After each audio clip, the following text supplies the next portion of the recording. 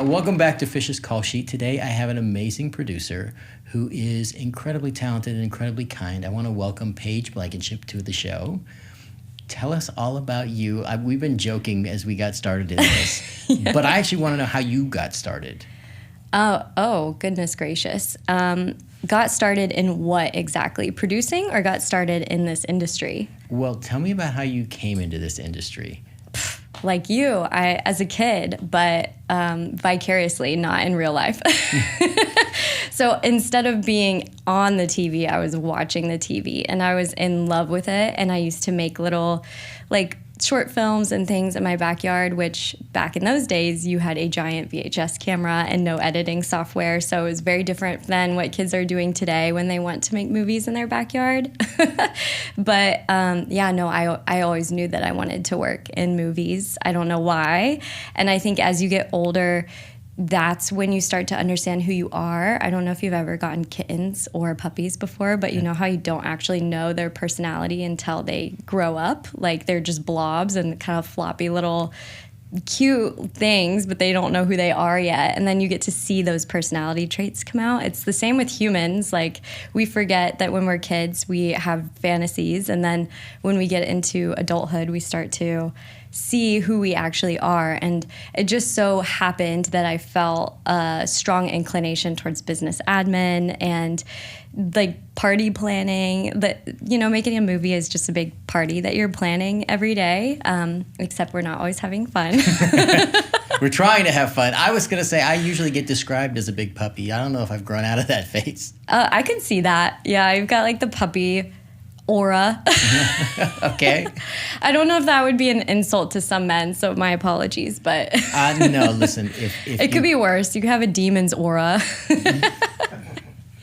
I may have been accused of that. No, I'm just kidding.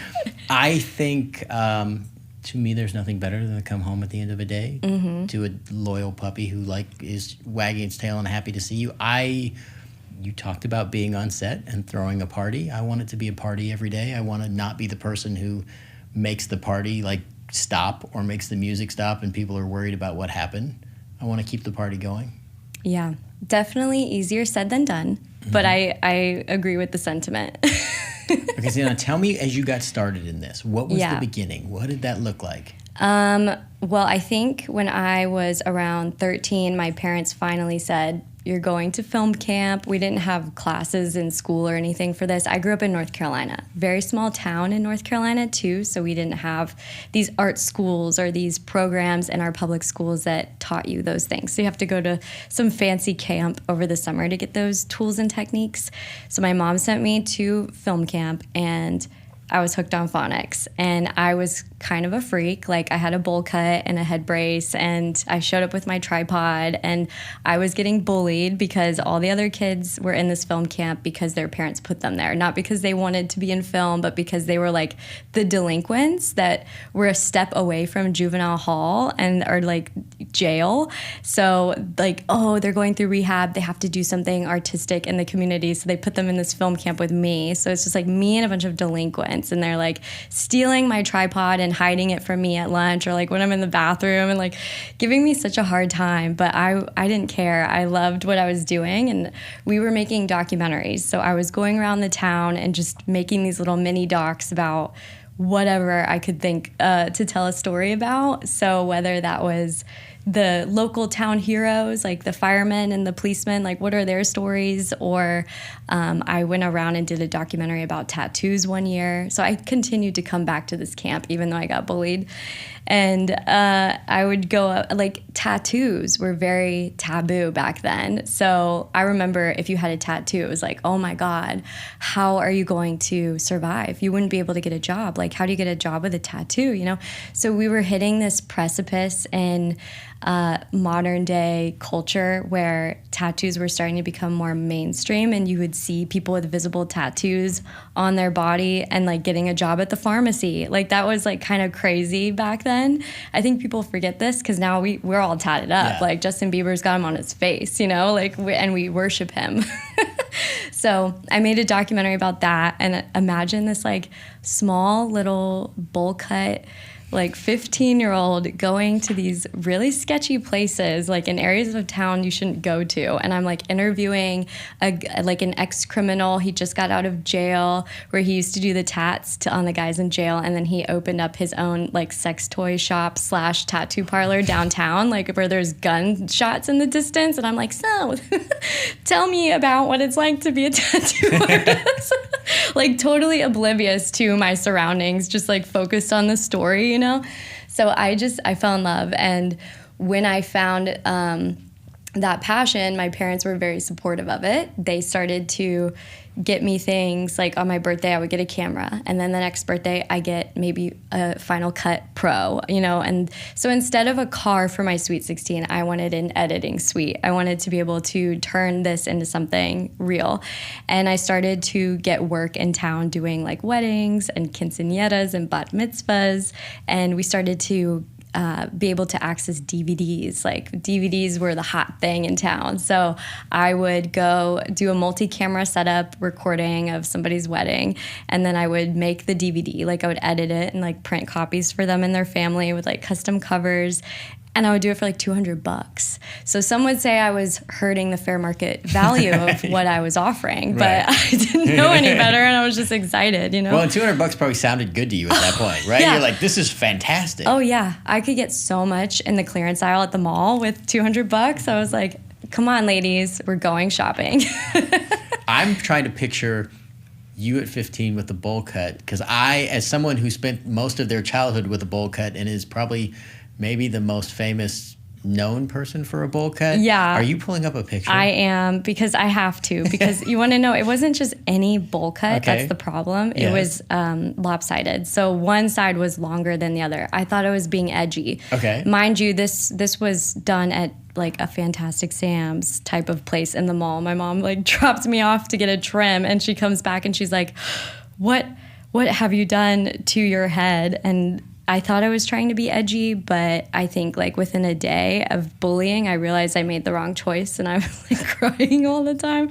Okay, I'm just trying to see how long ago was I brave enough to post this picture. It's on my Instagram. I definitely have reposted it a couple times. So that's why I'm like, which one do I show you? It was like a before and after. Now you're trying to sanitize it. That's not fair. Mine are out in the universe. Everyone can see them and evaluate them, and have for decades. I know. For whatever reason, I can't find it. The only one that's popping up is this, and this is not. This is 10. That's this a is cute 10. picture. But no, I'm going to find it. It's here enough. because it is, trust me, worth the wait. And this is one of those photos, here we go, that I was not able to live down for the rest of my high school. See, now I feel career. like longer on one side, short on the other. I feel like that was a big style for a while. You just were in the area that probably didn't appreciate that. Because like rural North Carolina, Yeah. probably didn't love that a whole lot. No, it was very specific. I'll say that. No one understood what I was going for. And I don't think I did either. I laugh because you said the thing about tattoos. Mm-hmm. And I worked with crew members in the late 80s, early 90s, and so many of them had tattoos. Oh, yeah. And even then, people were covering them, right? Because like, oh, I have Yeah. to cover them before I go out in the world. And it's so fascinating because I was kind of at the forefront because we were in a nonconformist business. Yeah. So I would see people at work and they would come in with brand new ink and all this stuff. And like it was normal in my world. But the outer world around me saw that as like taboo and unusual. And now we look at it like, oh, sweet, nice art. Yeah. Right? Yeah. Like, oh, you have nice art. Show me the rest of that, right? Yeah. As opposed to then it was like, oh, there's something about you. But it's interesting that that's the way artists kind of relate and change the world around them as they start to express themselves, and then the rest of the world kind of catches up. Mm-hmm. I forgot to tell you, my boyfriend was so stoked when I told him I was talking to you today because he is a big fan. Do you know what made him a fan? I have a feeling, well, it's not going to be good for me. We'll just put it that way. Is it a particular episode? No. Oh, It's not even, It's not even that show. Oh, what is it? It's one of your movies. Is it a little kid movie? Yeah. Is it have something to do with a Bigfoot? Yeah. Yeah, so I did this, for people who don't know, I did this movie called Little Bigfoot 2, which was amazing, and the animatronics were pretty good for the day, and like it was a fantastic thing to work on. I met a close friend. The director is still a friend to this day. No way. And I was the, how do I put this politely? It was chaotic, and there was a lot going on because it was very low budget. So everything, like you said before, it's kind of like there's supposed to be a party, but it doesn't always work out that way. We wrecked a car and had to go find another one for production. Two of my co-stars were fighting the whole time, and I was like, when I started in this, I had a tiny role that was supposed to end in like the first couple scenes. I was supposed to be there at the beginning and at the end of the movie. Yeah. And then I did such a good job in those first couple scenes. The guy's like, I think you should go on the trip with them and be part of this the whole way. And then I was like, my dependability earned me a full picture, because in the beginning I was just like, I was like the first two scenes and the last two scenes. That's a very expensive change for production to navigate. Well, I think not to pat myself on the back, but I was like a young teenager. I think they realized really early on that this is going to go off the rails if we don't put him somewhere in the middle of this. So go on. And so almost all my lines in that, we were writing them as we were doing it. No way. So the director, Art Camacho, was like writing me lines in the middle, and then Stephen First is like, you should say this. Oh, you'd be great in that, or take my joke here. And I was like, sweet, let's do it. So every day was just pure chaos, but like that is very chaotic. Yeah. So your boyfriend loves that film? Yes. Okay. Yeah, but I should probably clarify that he was like a stoner in high school. Okay. So it had a very specific fan base for a little period of time, which is pretty funny. He's like, that guy, that movie? And I was like, that's not what I was expecting him to say. I'll just say that. Yeah. But I was going to do that as an icebreaker, but I broke the ice with other things. No, it's funny, but you know this as a producer. Sometimes you do a project that you don't realize the like reach it's going to have, or the impact it's going to have, or the audience that holds on to it, which I think is part of the beauty of what we do. Yeah. And I think that you can only hope for an outcome like that. But to your point of being an artist, you don't get the control of what your audience is going to see. And sometimes you're ahead of your time, like a half cut, bowl cut situation. Yeah. Well, as somebody who lived with a bowl cut for a really long time, I will tell you, I'm going to say I was ahead of my time too, because that makes me feel better that you did that. So I'm going to be like, okay, I'm in good company. Whatever helps you sleep at night. Absolutely. Fair enough.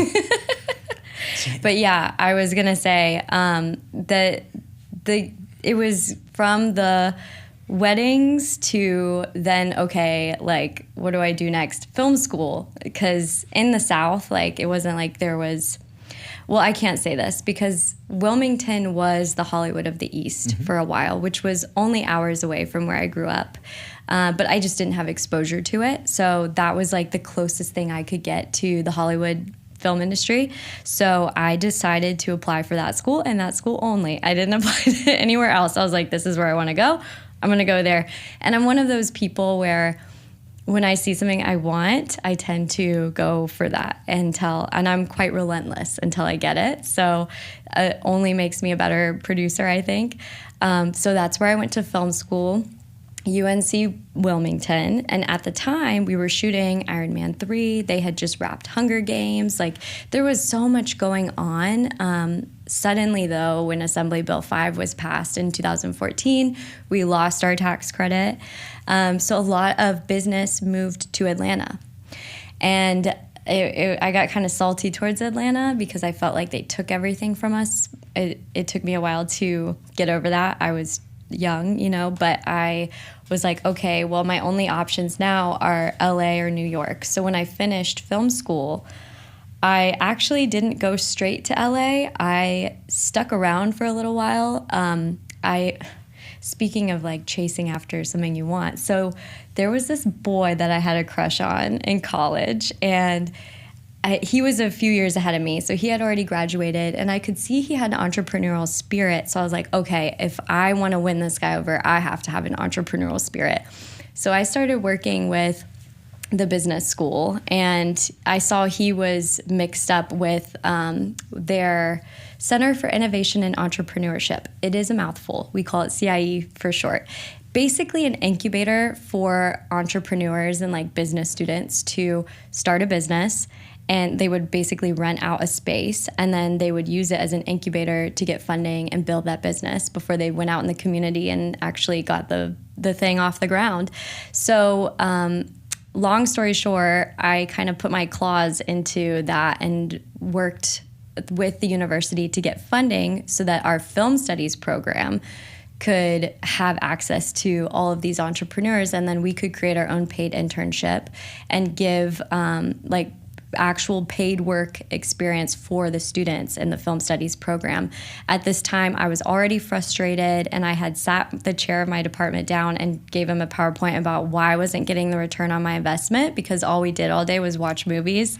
And I was like, I'm paying so much money for this school. Why would I continue to do this if I don't know how I'm going to pay this money back? He was red in the face, could not believe that this 22-year-old girl was doing this. Like, how dare you tell me how to run my program? But I was like, but wait, I come with solutions. And then that's when I went into the pitch and convinced them to give us at first $30,000, which was a lot for a student in North Carolina to work with. We were able to get cameras, an editing bay, green screen.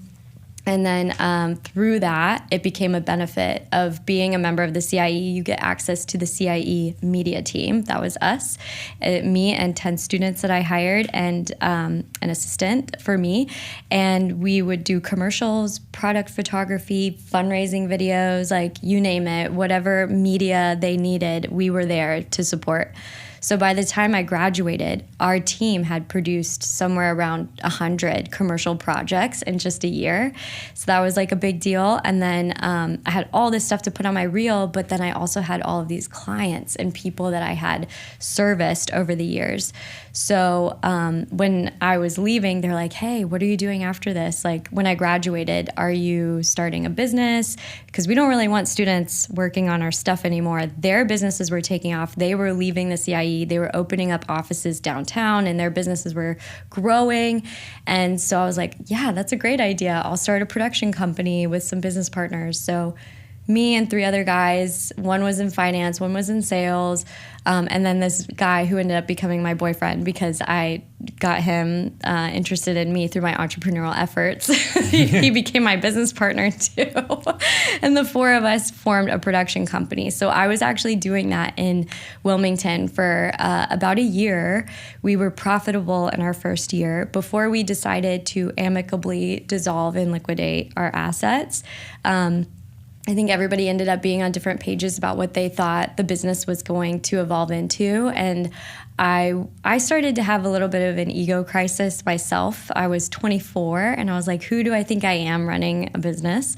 I should go learn from other people. I should go figure this out. So I did take a little hiatus, like a 3-month break, to go work on my ex-boyfriend's parents' farm where I was milking goats and emptying the outhouse and giving offerings to Grandfather Fire because they were shamans of the Weechel tribe. It got a little weird out in the mountains, y'all. Like, just the Appalachian South. Don't worry about that. Then I got in a U-Haul and I came to LA, and I decided to start as a PA and then just kind of climb the ladder from there.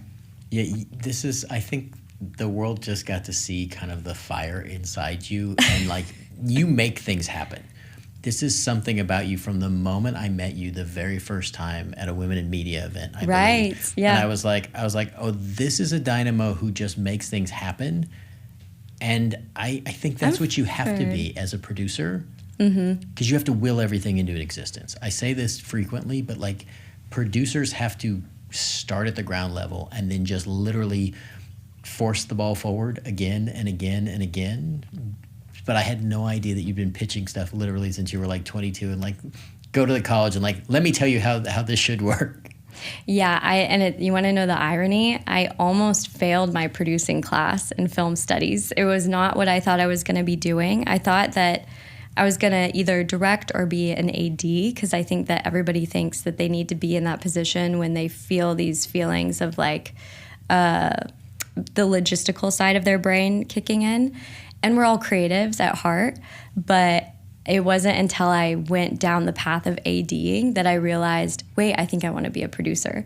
So when I think back of the things that I did in film school that set me up for success to be a producer, I wasn't even trying to do that. It was just like kind of stumbling itself into place.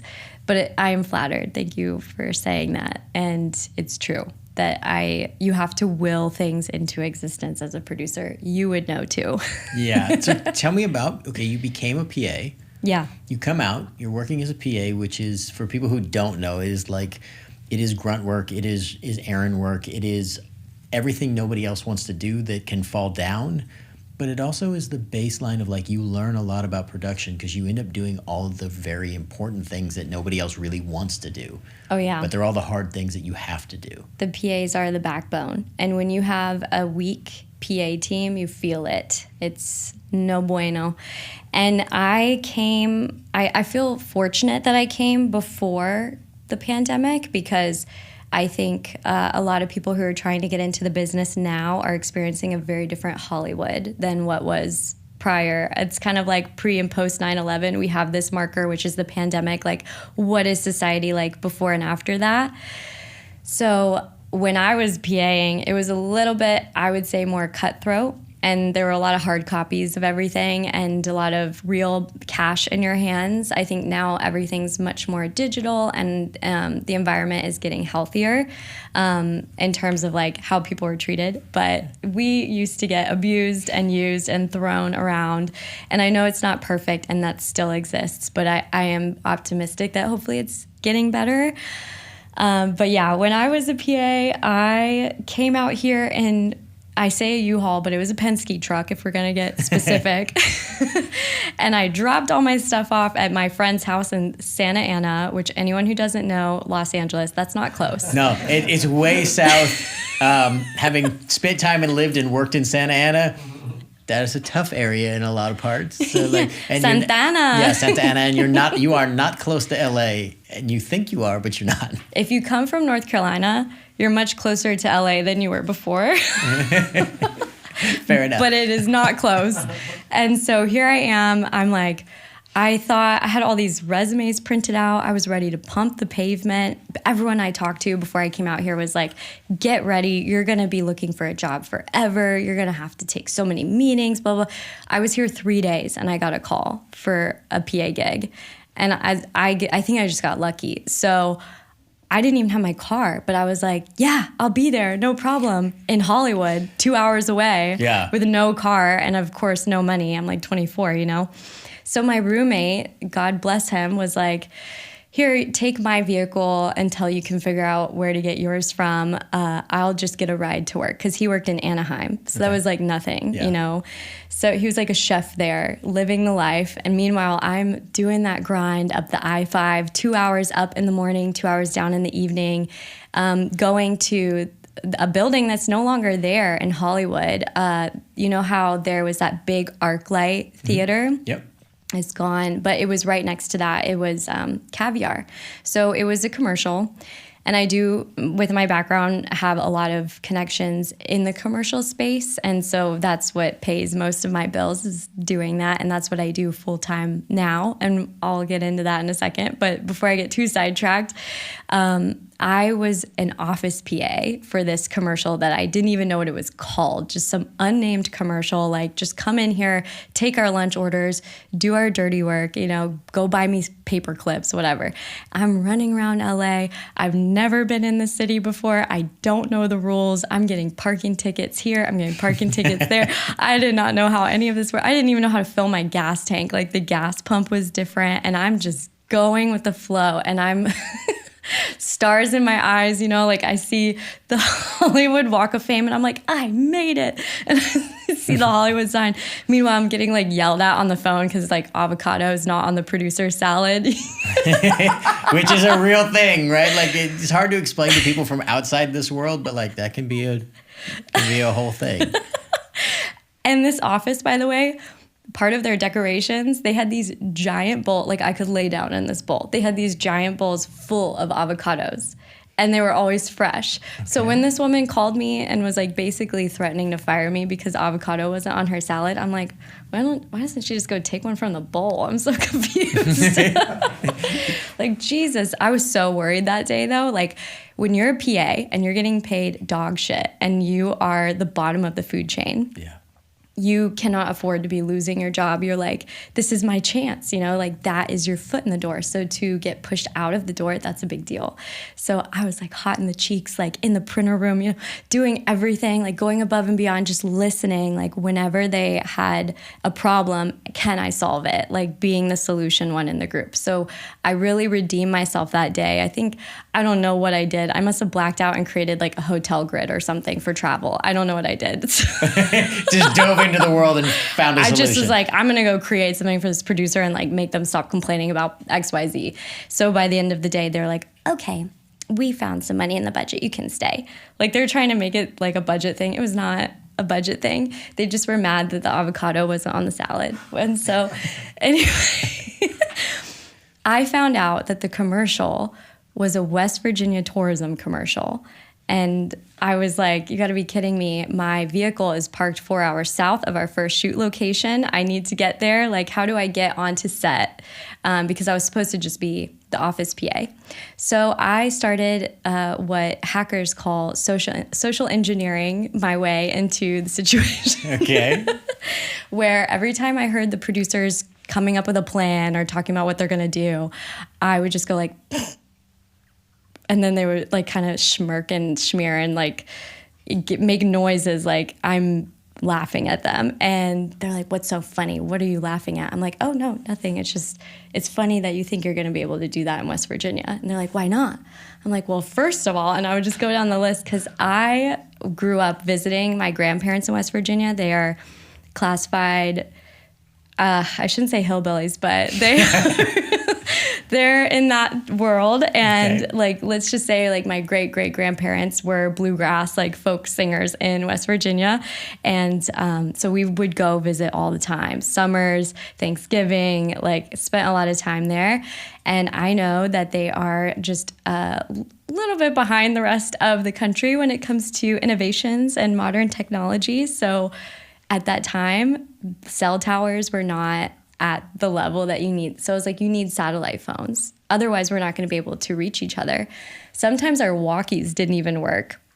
Like communication is a big deal. So the other thing was they were talking about going to Trader Joe's and getting all their favorite snacks. I was like, they don't have these things. Yeah. Like that's not an option there. Like for people who haven't been there, it's like, look, if you don't know, that's not an option, right? Like it makes sense to people who are in LA who have been in LA forever, but that's not an option there. Yeah. So long story short, I got onto the job. They were like, okay, you're coming with us. I told them I could work as a local. They still put me up in hotels and did it all properly, but I told them I had my own car there, so I don't have to worry about that. So they flew me out to Asheville, North Carolina, so I could get my car and the last of my things. And I decided to stop at Trader Joe's and use some of that per diem to get their favorite snacks because I knew I was going to die on that hill. There's no Trader Joe's in West Virginia. You guys have to listen to me on this. Like, they didn't believe me. So I went and got all their favorite things. And then I drove up to Charleston and we shot all week, like 5 days, going from big city to big city all across the state, shooting probably to this day one of the craziest commercials I've ever worked on. We were doing some crazy stuff. They flew out this team from Canada that specializes in mountain porn. So we were literally flying like things between mountains. We had these giant cables and we were like flying between them.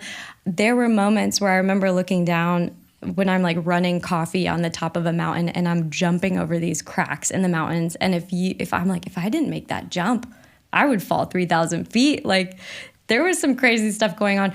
We had talent get capsized in the boat in the middle of level 3 rapids down a river, and like we're all jumping in trying to save them, and then the drone just decided it disconnected from the tear deck and it auto landed in the river. So our red, I think we were shooting on a red Epic W on a Teradek 3000, like with this very fancy drone, like very expensive equipment, holding a Beta Zeiss lens from the factory floor. Wow. Because the director was sponsored by Zeiss. So we were testing a new lens. Like there was no duplicate of this. What were we thinking? It auto landed into the Gully River and just got swept away, like $150,000 insurance claim. Boom, there it goes down the river. Like this was a crazy job. And I remember going back to Trader Joe's really quick, the producer was getting like a sniffly nose. She's like, can you go get me some like lemon ginger tea, blah, blah. And I was like, I'll tell you what we got right now. 45 minutes west, we've got Weaverville Market, which is attached to a like old school gas station, and they're selling canned goods. And that's it.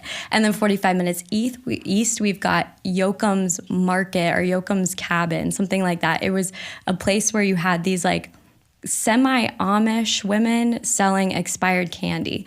Those are our options.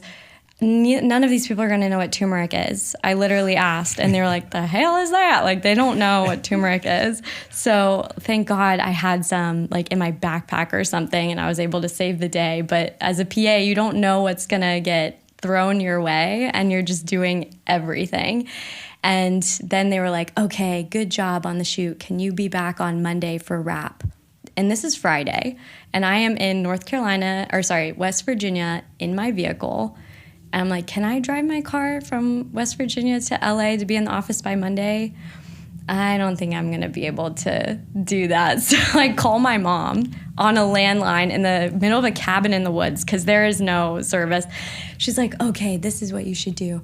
You should call my boss's friend. He drives cars.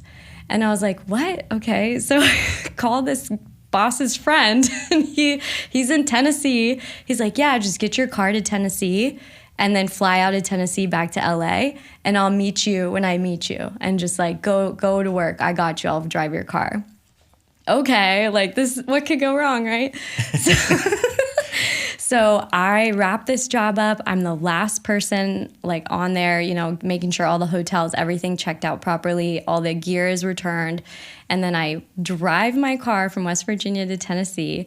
I slept in this guy's driveway for a few hours until my flight home, and I just leave my car there. And I'm like, okay, here we go. I never even met him. This man, he was 75 years old. He was on this 100-mile Spartan race through the woods, and it was the middle of the night. So, like, they can't stop running until they hit 100 miles, I guess. Yeah. He's like, his wife is like, don't worry, he'll be back. He's just on a 100-mile race right now.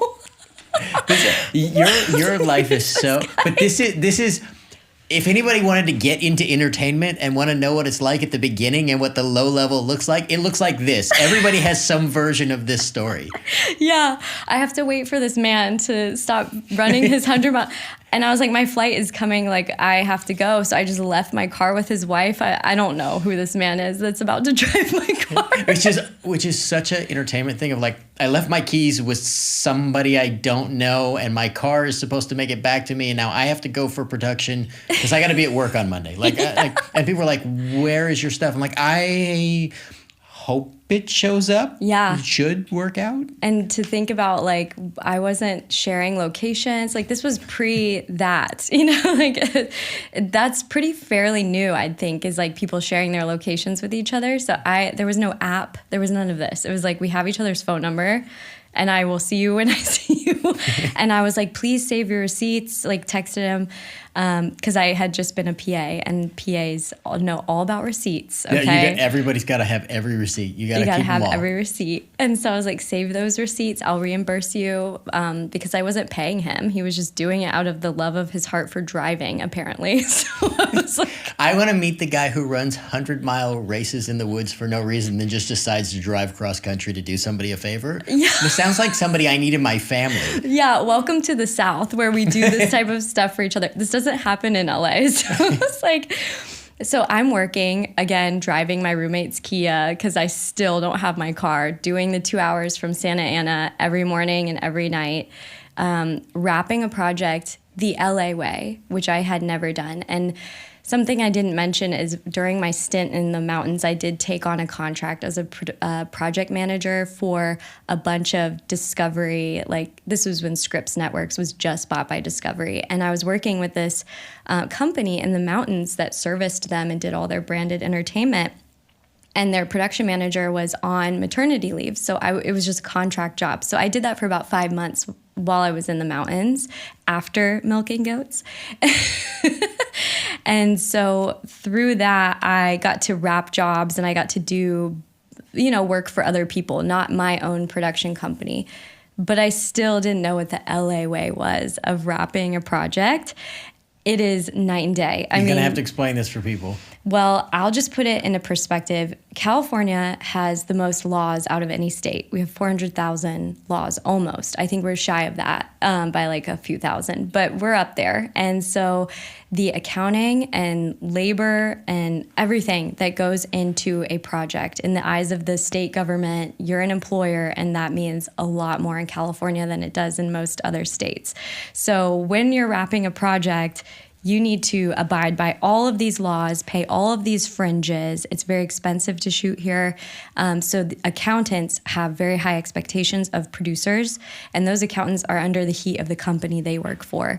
So when you're an office PA, you're like the one that everything comes back to. You got to go find every receipt. You got to find every piece of paper, create the purchase orders, process the check requests, file everything. It's just lots of paperwork.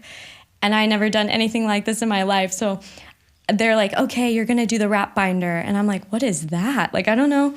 And we don't do these now because it's post-COVID. So digital age. Now everything's digital and because they realized it was a nightmare, and you're often putting someone in charge of this that is not equipped for this. Like, you're the rarity, okay? Which is no shock why you've turned into such a great producer, because you can tell, like, just attention to detail. But the average PA literally looks like their hair's on fire and is just panic-stricken all the time and cannot find half the receipts. Yeah. And oh my God, it's hard to find good help now. It's like, please, I internalized a lot of that anxiety, but I know what it feels like. But you see it on the outside a lot too. And when they told me you have to do the wrap binder and I didn't know what this was, I was like, okay, yeah, I got this. And then I went into the closet where their archive was at this office, and I just started opening every binder and like taking notes and looking for the template, and create a template for yourself. Okay, this is everything they're looking for. Now I just have to go find it. And it was just lots of emails, lots of phone calls. I probably didn't do things the right way, but I figured it out to the point that when we wrapped it and we had our meeting with the accountant, they were like, this is one of the best binders we've gotten in a while. And I was like, oh, that's incredible. And that's when it dawned on me that everybody's half-assing everything.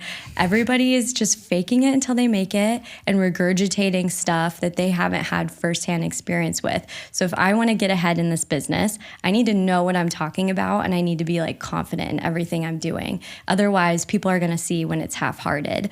So that's when I just went full bore, like just trying to learn as much as I could, attending seminars, went to UCLA School of Law to do an extension program there, worked at a law firm, got my certificate in production accounting, was just like, this took about 8 years to do all of these things, but I was just like, what do I need to know as a producer that I don't know? And it stemmed from like the best advice I could have gotten, which was from my mom. She was like, well, what is your dream job? And when I was finally able to answer that question, I want to be a producer. She's like, well, then what does a producer need? Like, go look up a job description of a producer and look at the checklist. Like, go do all those things first. And she's like, stop trying to jump to the chase. Like, stop trying to immediately be a producer. Go do what a producer does before they're a producer. So that's just what I did. And then it worked out great. And to this day, we're still learning. But yeah, that's the path I took. Talk about now being a producer, right? Because you build things from the very basic level. Like, you option properties and begin things from the beginning. Talk for a moment, for people who don't know, about what optioning a property is. Yeah, okay. So the market has changed significantly. And I think we're seeing a lot more people now wanting to be independent producers, like free agents versus working for a studio or a company. I wish I was charging for every time I get a phone call from someone that I know at a studio who's like high up. We're talking like creative exec. They're the one that gets to make or break people's dreams every day. And they're calling me asking like, how do I get out of this? How do I become a producer? And I'm like, well, technically you're becoming my competition when you do that. But I guess out of like the goodness of my heart, I'll still give advice when I can.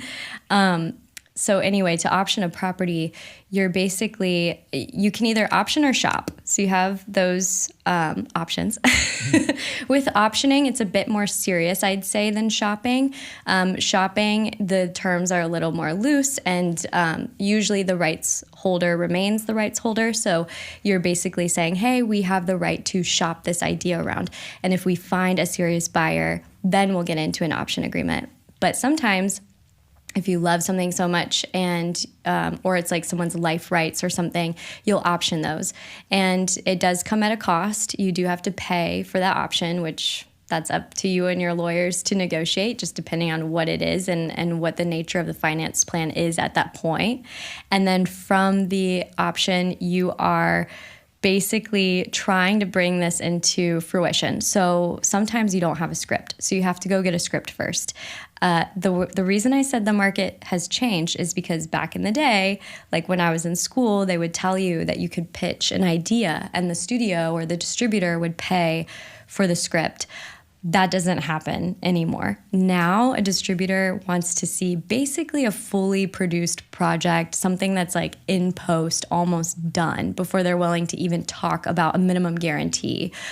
So that's what I mean by it's changed. And that's because there's a small amount of buyers out there and so much content and so many people like myself, like you, who are creating things.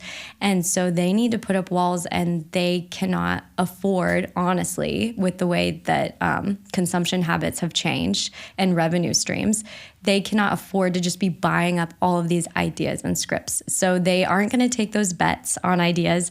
They're going to take bets on something that they can actually watch and see and just polish. So when you've optioned something and it's a baby, how do you get that money to pay a screenwriter? Unless it's a screenwriter that believes in the story, or maybe the screenwriter is the one that brought you the story. They're going to put more sweat equity in. Maybe they're going to work for free, or, deferred payment, if you will. So they know they'll get paid eventually, but it's not going to be right now. It's due at financing, and they're the first money out. So you get through that process so you can write the story. And then once you actually have a script, 9 times out of 10, the first draft is not going to be the one. Right. But once you have that script, you take it to talent, and you take it to like a director, for example, and you try to get that creative compass to spearhead the actual production of the story. How do we bring this to life? Packaging it, bringing in talent, bringing in actors that are going to bring the characters to life, that actually bring ideas to the table as well. There's always a director's pass of the script. Then when the actors come in, like the leads get to make their own dialogue changes and passes once they've developed their character. So it goes through years and years of development before you can actually show someone what the package looks like. And you can get pretty far. You can get there without money. A lot of people are doing it. It's not ideal because you have people working for free, but it's because they believe in the project, and those early stakeholders are just that. They're the ones that get percentage in the back end. Tell me about what you're working on now and how you kind of shifted. Yeah, okay, so right now I'm full-time for a company called Milk and Honey Productions. Our headquarters is in Prague, Milk and Honey Films. It's kind of like a brand ecosystem. We do a lot. We do film, TV, commercials, music videos, like we do it all. I actually just got back from Prague like a few days ago, and so I'm a little bit jet lagged still, where I was spearheading post-production on a commercial that we shot here in LA. So I'm the executive producer for the LA office, and we are kind of like, I would say, more of a service partner out here for companies coming from Europe, and then the other way around in Europe. So a lot of like bigger studios here in Hollywood utilize our space in Prague.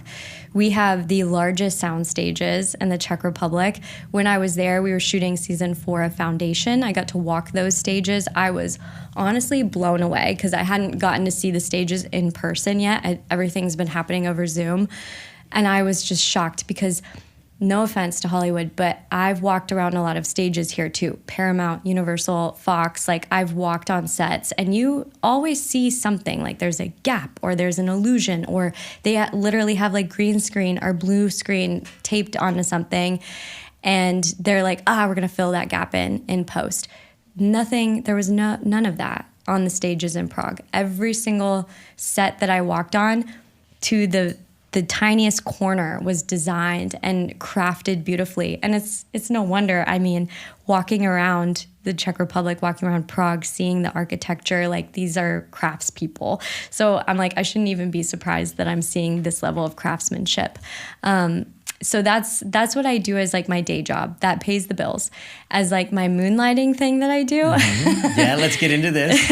I am also producing indie features, and there's one that is in post right now that is like kind of taking over. That's the one that I'm putting most of my energy into right now because we're so close. It's been slow moving through post because of how low budget it is, and that speaks to how money can move things forward. So the less money you have, the slower it goes. So I can have the same amount of money and I can shoot a commercial in 3 days and be in and out of there. But like if I have that money for a feature length film, you're asking people to double dip. You're asking them to give your project time when they have time versus making their time like everything for you because you just can't afford to value their time at their level. Because you want great people working on it and you want it to come out stellar.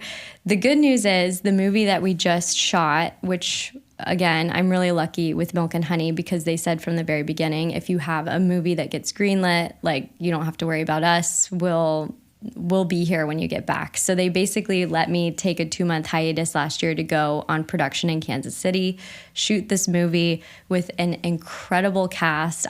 We were so lucky. It's called Transcending. And I just remember the first day, like we had Tone Bell come in to play the lead. And at first, my co-producer and I were looking at him like he wasn't exactly what we pictured. There was a lot of discussion of who is going to be our lead for this movie. It's a very specific role. And we had Jermaine Fowler for about a year attached. And then he got his show greenlit and he had to go into the writer's room for Amazon. But we had an investor because it was all private equity. So we had an investor that was going to pull out if we didn't make the movie by a certain date. And so if we waited for Jermaine, we were going to lose a substantial portion of our investment. So he was very understanding and he's like, do what you got to do. It was a very emotional Zoom call, but we moved along and we ended up with Tone Bell. And we were like, he's too attractive. He's too cool. Like he like on Zoom calls, he's like Mr. Cool Guy. And Robbie, this character, is supposed to be a bit like, I don't know. He's not necessarily a loser, but he's not a cool guy, if you know what I mean. So we're like, how is this going to work? We don't see it. But we trust our creatives. We trust our director. We trust our writer. Like, let's give it a chance. Let's just see. And so I was starting to see it, but my co-producer, she's like, I need some convincing. And then on day one, the first thing we did with him, we looked at each other and we're like, holy crap, it's Robbie. Like, oh my God, this movie's gonna be so good. And we felt that way every day. Even though production was crazy, we're shooting in the heat of summer in Kansas City. Oh my God, with a local crew, it was crazy. But every day when we went to bed, we're like, at least we know this movie is going to be good because the performances that we were witnessing, there's no way it couldn't. So now we're in post. It's going slower than we want it to due to financing. There's a lot of not so sexy stuff that goes into producing, which is chasing down the tax credit, chasing your deposit back from SAG, trying to get all of your rebates and everything back into the bank account. It can really slow things down. So it starts to feel like this side hustle while I'm making commercials to pay the bills. But I am still feeling that excitement about the movie. Like every time I do get to see a cut, every time I see some footage, I'm like, oh my God, I'm just so excited. I can't wait for us to finish and start getting it out there for people to watch. So it's still early to talk about, but it's also the furthest along project I have. Everything else I have is in development. It's a unique dance, right? Like there's all these pieces, and there's the boring part, which is the mathematical equation of like, okay, we got this tax rebate, but then you have to wait to the end to get it back, or we put this bond up, and then okay, we need that money for post or whatever, but we have to have the bond to clear, and like there's all that math stuff that people don't normally see in this part of the business. Yes. But then as a producer, talk about what it's like to attach talent and then have to pivot, because that's such a hard thing, because you finally fall in love with this person and you're like, okay, we have the puzzle. Mm-hmm. And then it's like we change the middle of the puzzle. Yeah. I think what's difficult about attaching talent is it's never just one person's say. It's the team conversation. It's everybody. If you have a casting director involved, they're going to have their own agenda and their own opinions. If you have talent already attached and their agent or manager is pushing other talent on you because that's their clients, like they're trying to make the most bang for their buck, they've got an agenda, and you kind of like the idea of keeping things in the family and like going through people's support systems, but then you also get that anxiety that comes with, well, are we narrowing a tunnel for ourselves? Are we closing out other options that would be even better because we're listening to this person? You want to do your own research as a producer. If you have a sales agent involved at this stage, they might give you numbers based on those talent. Like, hey, they don't have good pre-sales value. So then as a producer, you're like, well, maybe I say screw the pre-sales, because who's getting those now anyway, right? And get the right actor for this role. Or if I really need to show my investor numbers that makes them feel confident, maybe I do have to consider the sales agent's estimates or go get another opinion. So there's a song and dance with the team involved behind attaching talent to a project. Yeah, as an actor, I wanted people to hear that from you, because the actor side of it is you feel like, oh, I just go audition and then I get it or I don't, right? Which the reality is that's not the truth. Having been on the producer side of it now was such an eye-opening thing for me, because all of a sudden it's a totally different experience, because like pre-sale numbers and for distribution, who's valuable in certain areas or certain markets, or, oh, we have these people who are good at this, so I need somebody who's good in this area that will bump up the numbers. Or my investor comes and just says, well, I always pictured somebody like this. And you're like, okay, so now I have to negotiate trying to sell who I want or the style of person I want versus what the investor wants to invest in. And as everybody knows, the investor is giving you the money to make this possible. So some portion of that you have to entertain, and like you have to come to an agreement. Mm-hmm. And I'm not going to say which movies, but we've all seen those movies where you're like, how did this person end up in this role? Wait, what? I didn't even know they were in this movie. And like it suddenly pops up on Netflix and you watch it and you're like, that was that was dog shit. That was it, yeah. Well, and it's weird because you're like, that was not the right fit, right? Right. You also don't know what the connection was, what negotiation was made. Sometimes people slide into movies late, and you're like you in your example, somebody slid into your movie and they're wonderful, right? And it's a beautiful blessing. It also happens the other way, where all of a sudden somebody comes in and you're like, oh no, but they fit all of the other criteria to get this thing made. And then you have to walk that fine line of like, do we make this or do we wait or have to start all over? And the chances of starting all over are really small. Yeah, and I think that crew, they get so desensitized to working with talent that they don't understand sometimes that the talent is the face of this, and they cost the most money, because if we have to recast, we can't use any of that footage that they were in. We have to start all over, and your paychecks, yeah, sure, they still get their paychecks, but they were for nothing from our perspective. So there is a song and dance that happens with production as well, where crew are working their asses off. Like they're doing 16-hour days, 14-hour days, and physical manual labor sometimes in these terrible elements. And you want them to feel valued and appreciated, but then you've got these stars getting this like star treatment, and it creates this weird dynamic on set. So there is like that part of producing as well, as like as an employer of these crew, what type of environment am I creating? But it is so difficult. It is so difficult to manage that many people, which is why you need a really good production team. You need a great production supervisor, manager, whatever, coordinator. It doesn't matter what you call them.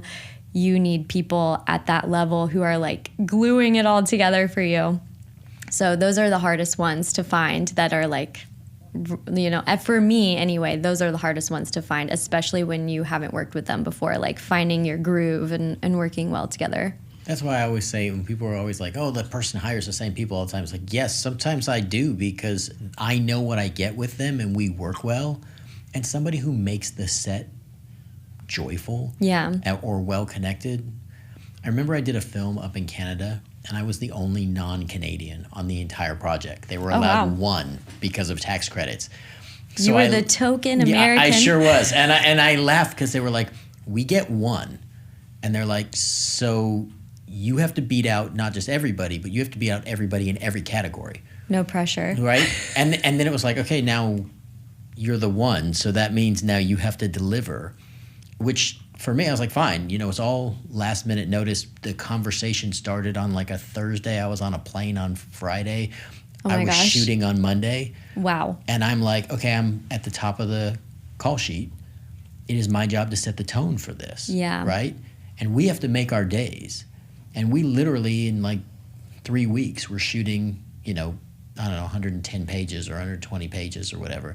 It's like, I can't show up and kind of be okay, because this is all has to move at a certain pace and a certain timing. Like, you have to be committed to the process. Mm-hmm. It's where people who actually care make all the difference, right? Mm-hmm. And when we had some conflict, there were a couple little things on set. I was like, okay, I let producers and everybody else, but then the producer, director, actor part of me is like, look, I've been a coach, I've been a leader. I was like, I got that. I'll go have that conversation. Everybody's like, oh, no, we'll do it. I was like, no, nobody did it, right? We're a week into this and we're having the same problem. I'm just going to go have the conversation, right? Like, we're going to have a That is quiet. Honestly like my nightmare as a producer, for an actor to say that. Yeah. That means we didn't do our job, right? So when an actor starts saying that to me, because I've been in that position, but on the other side, right. I always have this feeling in my, like, your taint tightens and you're like, I fucked up. Excuse my language. No, great. No, it's true. But here, you know, the beautiful part of it was I went and had a conversation. Conversation was like 4 minutes. Yeah. And we were beautiful. And it sounded like you needed to be the one to have that conversation. Yeah. And but you know what? Sometimes you have to know, right? Because one of the things is when you're in the hierarchy, right? Mm-hmm. If you're on the higher end of that, it's your responsibility to make sure things run well and that people are being treated right. And I think that's part of it, too, is part of leadership. I mean, you've navigated so many of these things. You've built so many projects by now. Like, you're trying to kind of take care of that ahead of time. Yes. And I think that's one of the strengths that you have. Oh, well, thank you. But it's also a strength that shows through the team. And I think that goes back to the point of, like, if you have a weak production staff, things start to fall apart very easily. It's like a house of cards. Like, we're losing pieces of the corner here and there. And when the actors start to notice, what are you going to do? And I'm going to take the pressure off the production team and say any department head. Mm-hmm. So I'm just grateful that in Kansas City, I'm not grateful I had to fire people. I did fire probably about 10 people on that production. I'm just grateful none of them were the actors, but they were people that the actors were like, what are they doing here? And so you have to take them out back when that happens. It's the worst. Unfortunately. But, you know, we've got to, like you said, set the tone. Like, everybody needs to show up at a certain level. And it's not about you. It's not about what happened to you before you got here. It's about the movie, because we are deploying hundreds of people in military fashion to a set of coordinates and all of this money to execute this creative vision. We can't be showing up like half-heartedly. That's how people get hurt, or that's how things just look terrible on screen. So it's funny how seriously you have to take it when at the end of the day we're creating sometimes a comedy and you just want to make people laugh, and it's like we're putting ourselves through so much pressure right now. 5 years of our life gone just because we want to make people laugh for 90 minutes. Yeah, but when it works, it's like the most beautiful thing in the world. That's all you can hope for. Okay, what is the first thing you look at on a call sheet? Mistakes? Listen, this is the producer's vision of it. Yes. Yeah, give it to me. What is the first thing you look for? I usually get the call sheet before anybody else because I have to check it and make sure everything's correct. Right. So I'm always making sure the address is right, the parking information is right, making sure everybody's name is correct, just the call times, everything. I'm looking for mistakes when I look at the call sheet. So by the time it goes out to everyone, sometimes I don't even open it because I know that I've approved that draft multiple times. We've gone through notes on it, so I know I have it in my mind, like photographic memory by that point when it gets distroed to everybody else. Okay, what's the last thing you want to see on a call sheet? The last thing I want to see? I think the last thing I want to see on a call sheet is Fraturday or some kind of forced call situation, because that just screams dollar signs and insomnia to me. Fraturday, for people who don't know, right? Like going from Friday into Saturday and like having some kind of overlap or nightmare situation. Yeah, the worst is when you are looking at the advanced schedule on the back and you're like, we have a Fraturday and then we're going to wrap at like 4 a.m. or 5 a.m. on Saturday, so I'm going to sleep all day Saturday, and then all I get is Sunday because I have a 5 a.m. call on Monday. Like, those are the worst. Those turnarounds, brutal. But sometimes you have to do it because of the location or the time of day the scenes need to be shot, and there's just no way around it. But those are the worst. I always take a long time to recover from those. Fair enough. Okay, what is the thing that you love to see at craft services? Oh my gosh. Union or non-union? Yeah, it makes a big difference. For people who don't know, like craft services on a big union project is pretty exorbitant and impressive. And on non-union, it's could be crackers, could be prepackaged stuff, could be you running to that little gas station that you talked about before and getting some canned goods. Yeah. The craft services, I'm not going to lie, I don't spend a lot of time there in my position, but I always have coffee in my hand, and I have to do a lot to take care of my kidneys in between productions. Coffee. There needs to be coffee at Crafty. If there's not, you will hear me on Channel 1. Like, I will let people know that this needs to be taken care of immediately. My other thing is I like to see sustainable stuff. Yes. Like, I hate when I go to Crafty and it's all plastic and it's just things that are just going to increase our carbon footprint. Because as a producer, this is another thing that I'm always worried about is like, we are creating so much trash all the time. So, I mean, it's a fight that I have with line producers and stuff too, because it's obviously cheaper to not use the sustainable items, to use like the Smart and Final. Initially, right? Yeah. Like, you're a huge sustainability. We've done conferences around sustainability. Yep. This is one of the areas that you are exceptional, that I hope people will start to incorporate more. Talk a little bit about that and sustainability and what it means to you. Yes, and thank you for bringing that up, because I forget to. I have a soapbox right here, and I'm not standing on it. No, Get up. Well, I mean, we remember the fires last year, and I remember standing there with my cup of coffee, looking out at the fires I could see them from my window.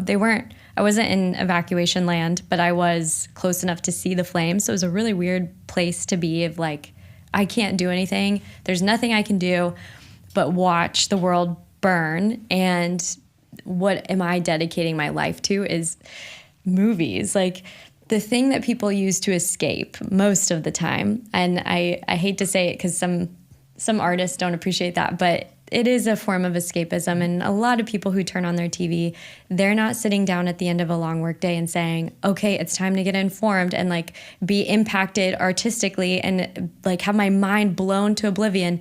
No, they're sitting down because they've just had a very long day. They want to forget all of their troubles. They want to turn on Secret Lives of Mormon Wives and just veg out sometimes. You don't know what they want out of you. You just create the stuff and you hope that it reaches its audience at some time and space. And so it's a little bit weird to be witnessing the world burning in front of you and not feel like you have some form of ethical responsibility as a human being. So I'm like, what am I doing with my life? Why am I dedicating so many hours and so much money to a fried chicken commercial when I know that this is bad for the environment? Like, and then on top of that, my production is creating more of this problem. It's a much deeper issue than what I'm saying. And I know that there are some really big players out there that I'm not in cahoots with, that are responsible for a big portion of climate change today.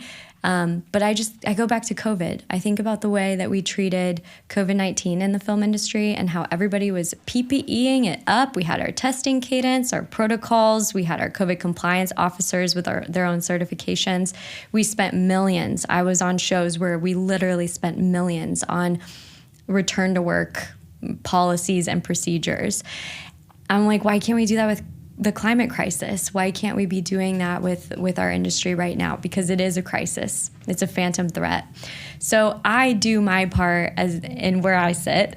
I'm actually speaking on a panel next Friday in Laguna Beach where it's part of LA Climate Week, Earth Night. So I'll be talking about it there. Any panel I can get on, any board I can join. I'm part of SW2, for example, Sustainable Women Worldwide.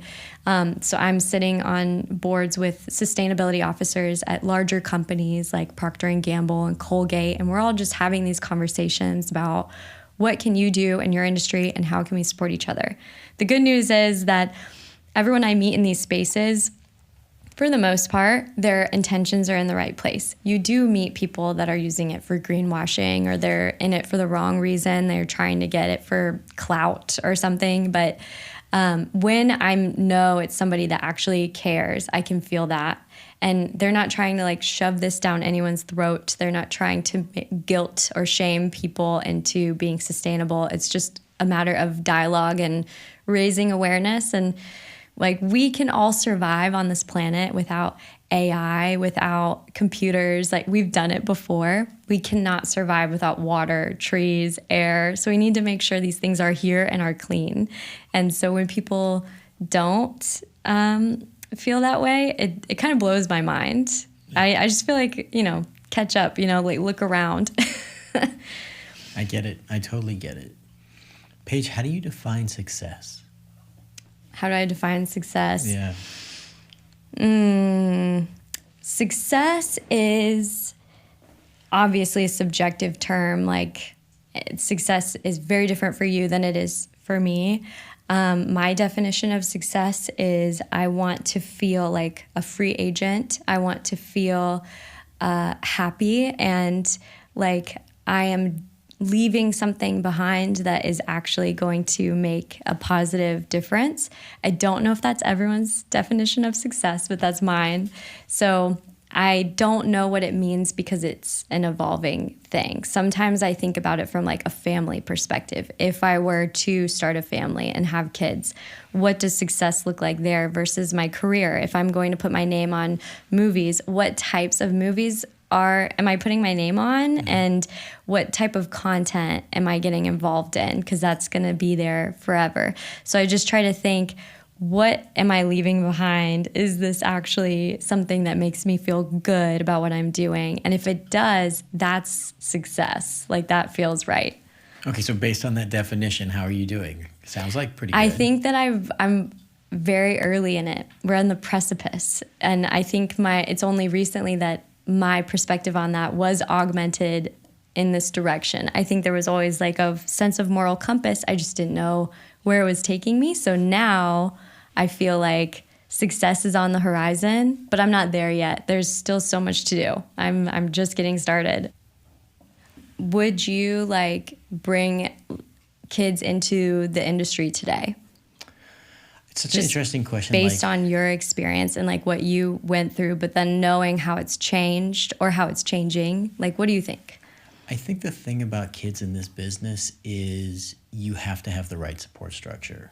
I've always said, people always ask me, like, would you let your kids? And I'm like, yeah, I would absolutely let my kids, but my kids were athletes. So for me, it's whatever dream you want to pursue.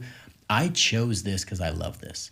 And I'm still here because I love it. And I would tell you, are there negative things? Is there pressure? Are there destructive forces? Yeah, but I would tell you that's true almost anywhere and in almost every aspect of life.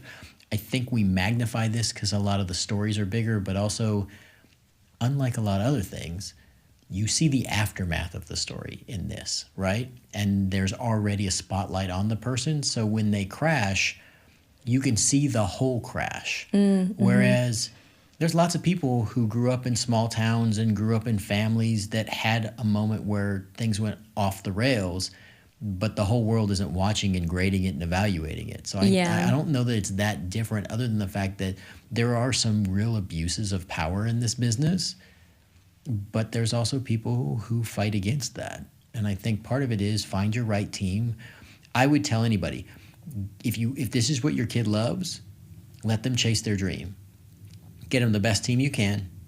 Support them as their parent. Don't be their manager. Don't be the money person. Find a great accountant. Because there's some portion of this that's going to be messy no matter what. Give them the best support structure you can and just stay their parent, right? And celebrate the experience, and then also be really present. You know, I grew up in an environment where some of the crew people really protected me, but there were a lot of stuff that I was not protected from that I saw early. And I think that part of that is like, you get to make the decision. Like, I grew up in an environment, like, the power of working on a beautiful project that makes a difference in people's lives, I will work towards that every day for the rest of my life because I know how beautiful it can be. Yes, I love that. I love that the way you worded it, because that's how I feel too, is like, if I can create something that makes people feel differently about the world around them in a positive way, Right. Well, what more can you ask for, you know? But yeah, that's interesting that the team is very important. I'm still looking for a good accountant for myself. I think most people are, especially in this business, right about the time. I also tell, like, all performers, live as minimally as possible. Do not spend most of your money, because the moment you get the first job or you're high on a call sheet, everybody wants to go spend it, or everybody expects you to go spend it and be the star. And I'm like, you need to live on like 20 to 30% of whatever you make, because the chances are in this business, those windows are small, and you got to be able to survive the lean times. And like, the math is, no one ever talks about the math in this business, which is like 10% to an agent, 10 or 15% to a manager. That's 20 to 25% before you start. Do you have a lawyer? That might be 5%. Do you have any kind of like PR person? Do you have a stylist? Do you have there's a whole ecosystem for every actor. Yeah. And so that's not counting taxes. We haven't brought anything home, and we haven't done any bills. And like, you better look at this differently than the way people do. It's like, oh, I made this much money. It's like, no, you made about 20% of that, right? And I was always a big believer in like 10% to survive, 10% to like enjoy, and 10% to like do charity and invest. Like, if you can live in the 10 to 20% of what you make, you'll live okay if you keep that in mind, because you won't like just go all out and then be like, oh, I guess I should have paid taxes at some point. Like, right? Because that's what happens. People are like, oh, didn't realize. That's honestly really good advice. No, truly. And the way you boiled it down and made it sound so simple, it's not that simple. No, it's not that simple. Well, I've been struggling with this for close to 40 years. So like, it's, and then the other thing is, everyone comes with their hands out. Who taught you financial literacy, though? You know, me, from learning the wrong way, from having everybody else blow through it and not doing that, right? And so having to start all over as an adult, where everybody, and that's one of the things that's hard, is like, when it doesn't happen for you, but everybody assumes, oh, you must be doing great. Like, you should be rich, or like, you know, I Googled your net worth, and I'm like, yeah, I wish Google was right, because if that was right, I'd be the happiest. Like, life would be easier. And let's like throw the keyword in there, net. Right. Well, that's the other part. I'm always like, yeah, so take that number and divide it by 40 years. Yeah. Because that number sounds okay, but we're talking about a 40-year career. Yeah. if you break that down by a year and then you cut it in half with taxes, it's not exactly as exciting as people think. And most of people's net worth are like assets and things that you're not making money off those assets. It's just like what the asset is worth. Or if you're a shareholder of a company that is worth something, but it's like you're not the one taking home that money from that company. So yeah, friendly reminder, don't listen to net worths. Yeah, 100%. But yeah, it's very true. And if you can survive on 10%, like, it just puts it into perspective. Like, what are you here for? Are you trying to be a star? And athletes go through this as well. They get all this money all of a sudden. They don't know what to do with it, and they blow through it because they bought a golden dashboard or new set of teeth or like jewelry, and then suddenly their money's gone and they don't know where the next paycheck's coming from. It's been talked about in that industry just as much as entertainment, is like teaching these talent financial literacy. And this is crew as well. You know, you can get a really pretty paycheck as a crew member, especially if you're a department head. But then you blow through it, and it's like, what do you have to show for yourself other than you got your hours towards motion picture insurance? Yeah, it's really hard. And I tell people all the time, especially with athletes, people don't realize, like, when you work in a bunch of different states or a bunch of different countries, you also get taxed in all those different places, right? So some of that is its own chaos, like, formula. Because you're like, I don't know. Like, athletes, okay, which states did I play in? How many days did I, and what portion of my pay is, so it's like, you need a team. Yeah. You can't do everything yourself. And then just be really diligent about, like, do you need that thing? And are you buying that thing because it's useful and meaningful in your life? Or are you buying that thing so other people will see it? Because if you're buying it for other people to see, it's a waste. Totally. I totally agree. Don't listen to the power of suggestion. Okay, what's one thing you want on every set? What is one thing I want on every set? I really like that question. And that's a tough one because I change it every day. Okay. I think I want sustainability on every set. Like, that's easy. That's an easy answer right there. Yeah. Okay, so then what would you eliminate from sets if you could? Oh. Film LA monitors. No, I'm just kidding. Oh my gosh, I don't know. There are a lot of, it's the water bottle graveyards. If we could just get rid of those for life, I would love that. And for people who don't know, a water bottle graveyard is a pile of water bottles that have about like 3 to 4 inches of water still in them, but they're not labeled and they've been abandoned. And I don't know about you, but if you see a water bottle abandoned on the side of the street with 3 to 4 inches of water in it, but it's opened, are you going to drink that water? No, nobody's drinking it. Disgusting. Yeah. So it just stays there. And what do? You pour the water out, and then you throw the plastic in the landfill. And we do that so much on set. Like, every day when you go to clean up, there's water bottle graveyards everywhere. And so I make it, if there are plastic water bottles on set, I make the PAs all have a Sharpie on them. We go buy Sharpies. And I'm like, you better be going around and watching people. And if you see someone take a sip out of a plastic water bottle, you better go up to them and label that to, like, put their name on it. If you don't know their name, ask. Just make sure we're holding them accountable. Makes sense. Make perfect sense. Okay, what's the best gift you've gotten from a project? Best gift I've gotten? Oh, man. Honestly, tough as nails. We partnered with Carhartt. And so they were an on-screen sponsor, but they also sponsored a lot of our swag that we got as crew. So they gave us these really awesome jackets on season 2 that are very warm, very soft, but water wicking. So when the rain comes, it's like a raincoat too, but it's very comfortable.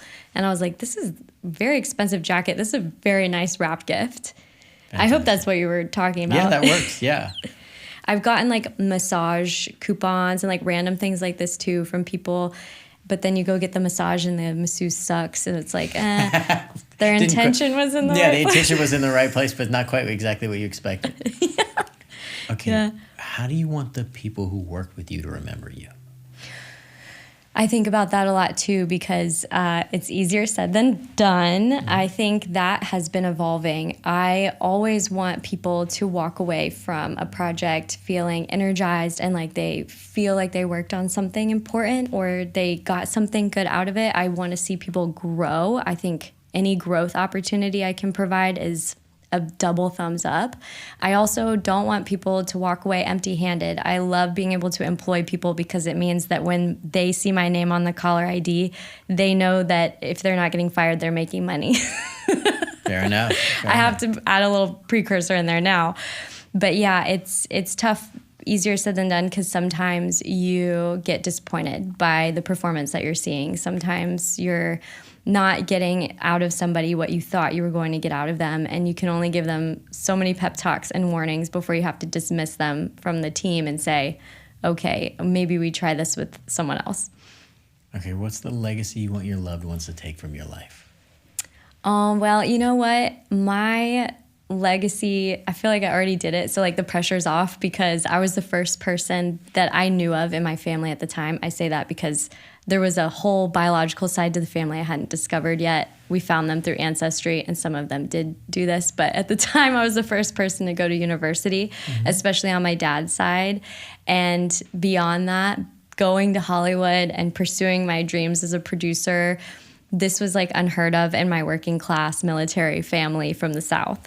They were like, oh my God, you're going to Hollywood. Like they were very nervous when I came out here. Like, are you going to start doing cocaine? Like, I was like, no, don't worry about me doing that. So I think I've already kind of created a little bit of a legacy in my family. So anything that I do on top of this is cherry on top. Like, let's just keep adding. And I always am pushing. I'm like, what is a better version of myself? What is the best? Like, what can we get better? Can we improve? So I am down for critiques. My theater teacher in high school always said the worst criticism is no criticism at all. So I love doing postmortems. I love getting feedback from people, even if it's like one of my events. Like I send out feedback forms and I read all of it because I want it to get better. I want everything to improve over time. Yeah, you are, for anybody who's ever had the experience and when they get to experience you, you are very detail oriented about not just the event. It's the follow-up. It's the aftermath that I think most people are like, whew, I'm done, right? Mm-hmm. And they move on. But you actually care about, like, how do I evaluate this? What's the best piece of this? It's also very clear when I have been in places with you of watching you go around and check on people and then check on people after. People work with you again and again and again, and they become your team, but they see you as a friend and they see you as, like, family. And that's quite an achievement because that's not always the case. So I want to acknowledge it and tell you that I admire that about you, Paige. That's funny because I'm always like, no, we're not family. You're my subordinate. I'm just kidding. No, you do. You check with everybody and you want to know the aftermath. Yeah. And like when there's a lot of people who get involved, like now we're at thousands, like Women in Media has taken over the small, like 300 woman deep initiative that I started, which we were calling Women of Hollywood. So when Women in Media took over, now there's so many women, and I realize I can't help everybody. So the best I can do is foster an environment where they can help themselves and they can find someone else that can support them. Because I honestly don't have the bandwidth to support everybody, but I do feel compassionate towards other women. And when I do get the pleasure, even with my colleagues or another woman on the street, if I get the pleasure of interacting with them and getting into a deeper conversation, even if I never see that person again, I know that conversation is going to have an impact on both of us. So I try to be present in that, and like we're all going through the same thing. And this stemmed from a place of feeling like I didn't have any female allies in this business. And when I first got out here, it was very competitive. Like I mentioned, it was kind of abusive at times. And I wanted that chain to break. I didn't want women to be mean to each other or to treat each other some type of way because of competition. Just because you have never seen me in a room with you before and you're used to being the only woman in this conference room doesn't mean I'm a threat to you. We need to be allies, because if I'm here and you're here, that means we're both winning. So it was like changing the narrative, and that is what sparked doing it all in the first place. And by doing it all, I mean the speed networking events. And what evolved from that was something I couldn't even have planned for. It was pretty insane. After the first one, which was only 20 women, and it was like a pilot, it was a test. The energy in the room, you could feel this vibration in the room, which was just crazy. I just had never felt anything like that before. And I was like, oh my God, we're on to something. But then when women started calling me after the event saying they got jobs from coming to this, I was like, okay, now we really have to keep this going. I don't care how, brand money, whatever, fiscal sponsorship, we got to keep these going, because it's not cheap to do that in LA. No, and you do a great job of bringing people together. Thanks. And I just want to celebrate you for that. And I thank you for coming on Fish's Call Sheet and sharing all your wisdom. Thank you for having me. The fact that you even thought of me, I was like, what are we going to talk about? we hammered it. You crushed it. So not to worry. I'm a chatty Cathy. I did get accused of that in college. But no, thank you so much for having me and for uplifting people's voices and just doing this in the first place. The fact that you brought this all together, what a cool studio too. I'm honored. Shout out. I have a great team. Yeah. So, thank you.